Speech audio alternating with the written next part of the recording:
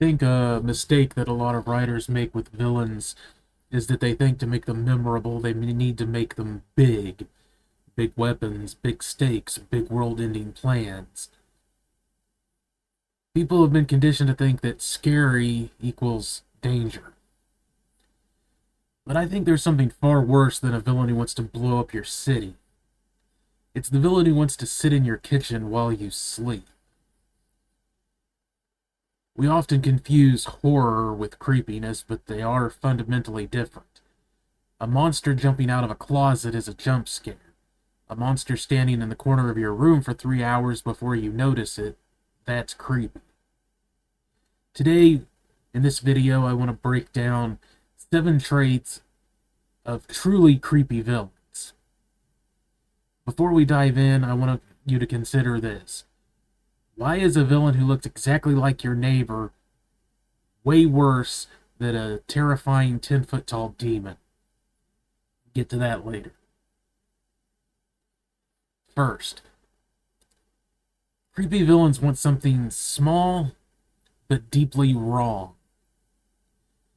Forget world domination. They don't want to take over the government. They want your fingernails or your skin, or they want to watch the exact moment your pride breaks. The comparative smallness of the goal makes it even more invasive. It's personal. And you can't negotiate with that kind of obsession. This goes into our second trait. The violation of social norms, not just laws. A bank robber violates the law, but it's understandable, it's predictable. Creepy villains often violate unwritten rules of being human. They might do things like stand a bit too close to you in an empty room, or talk to you while you're in a bathroom stall.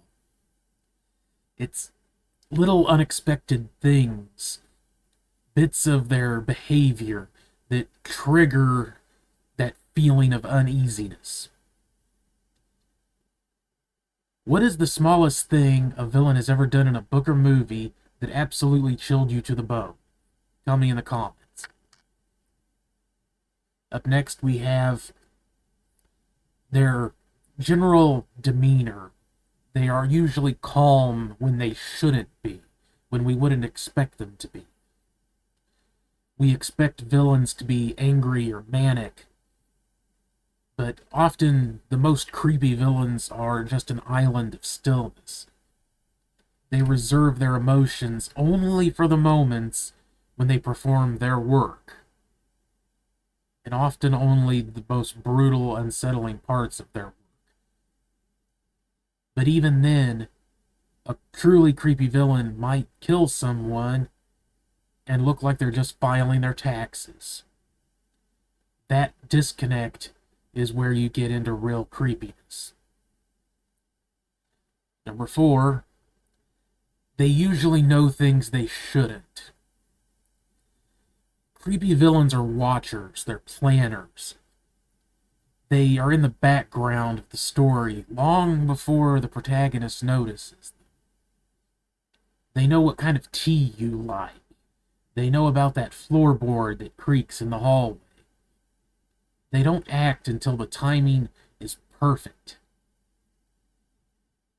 It creates this feeling in the reader of being observed because they know that the villain is a stalker. And they are doing this at a level of stalking that invades even the reader's space. 5th, they don't explain themselves.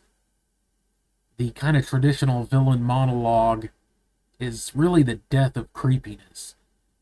Because when a villain explains what they're doing, why they're doing it, they become logical. And logic can be comforting. Now, a creepy villain might tell you why they're doing something, but when they do, it shouldn't make sense. It shouldn't be logical. But most really creepy villains just leave you in the dark. They don't explain anything. the only time they speak is to try to get under your skin. They want to try to prove how much better they are than you. Number 6 is space violation. Now, I've observed this in a lot of different villains who are considered creepy. They tend to have an unsettling ability to get into places they shouldn't. Whether it's a locked room or even getting into the hero's head. It's like their presence is a leak in a boat. You don't know how they got in, and you don't know how to get them out. It's a leak in a boat that you can't find. Now let's return to what I mentioned at the very beginning. Why is the neighbor more terrifying than the demon? If you're going for creepy, at least. It's the unassuming versus the perverse. It's because of the uncanny valley. A villain who looks perfectly ordinary, like Ted Bundy or a polite librarian, is terrifying because they represent evil hiding in plain sight. You can't prepare for it. You don't know what it looks like because it looks like anybody and everybody. The flip side is the perverse. Villains that look exactly as creepy as they are. And this can be a useful tool in some cases if you want the creepiness of their appearance to amplify the dread. But, in my experience, the more memorable villains, the most creepy ones, are the ones who look like someone you would just pass on the street. It's their ordinariness. It's a mask that suggests that anybody could be a monster. That's why, in the game of which can be more scary, the demon or the neighbor kind of wins every time. Because they take away your sense of safety.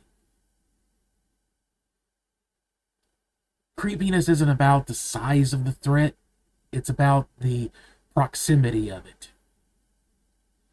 If you want your villain to really stick with your readers, don't give them world-ending powers. Give them a reason to be standing right behind the protagonist at any and all times. I'm going to leave you with this question. What do you find more effective in a story? The villain who looks totally normal, or the one that looks like a complete freak? Debate in the comments. Let me know what you think. Now, more resources in the description, and as always, the YouTube stuff is very helpful because this is a new channel. So subscribe, share, like, and comment. And as always, I'll see you on the next one. Thank you very much for watching.